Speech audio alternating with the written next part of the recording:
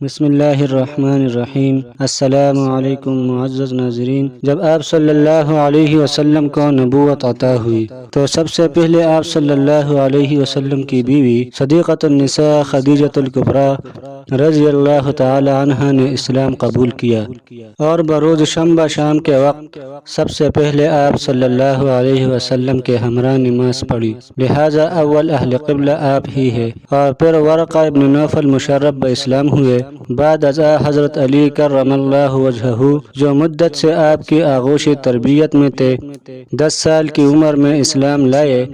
بعثت سے اگلے روز بروز شنبہ آپ کے ہمراہ نماز پڑھی۔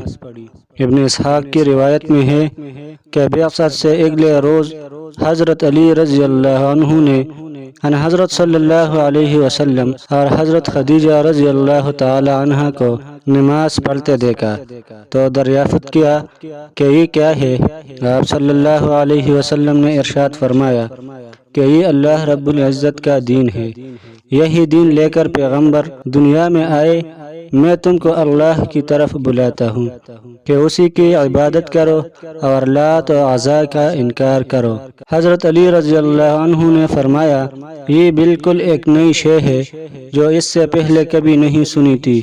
جب تک میں اپنے باپ ابو طالب سے اس کا ذکر نہ کر لوں، اس وقت تک کچھ نہیں کہہ سکتا۔ آپ صلی اللہ علیہ وسلم پر یہ بات شاق گزری کہ آپ صلی اللہ علیہ وسلم کا راز کسی پر فاش ہو، اس لیے حضرت علی رضی اللہ عنہ سے یہ فرمایا کہ اے علی، اگر تم اسلام نہیں قبول کرتے تو اس کا کسی سے ذکر مت کرو۔ حضرت علی رضی اللہ عنہ خاموش ہو گئے۔ ایک رات گزرنے نہ پائی کہ دل میں اسلام ڈال دیا گیا۔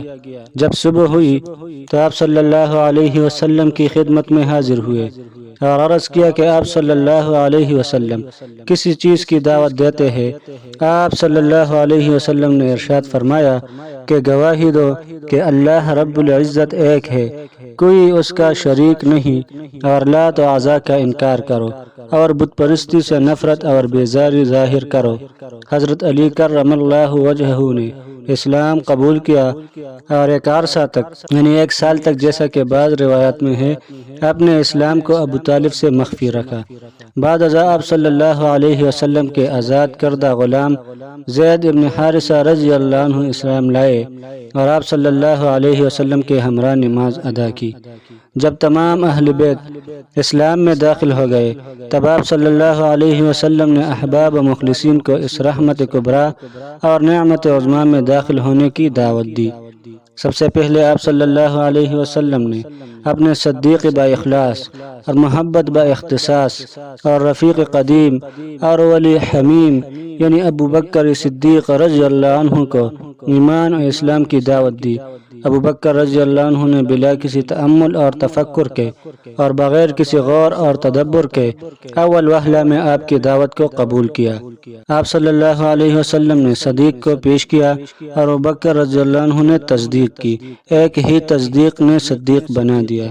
چنانچہ حدیث میں ہے کہ میں نے جس کسی پر بھی اسلام پیش کیا اور اسلام سے کچھ نہ کچھ ضرور جچ کا، مگر ابو بکر کہ اس نے اسلام کے قبول کرنے میں ذرا برابر کوئی توقف نہیں کیا۔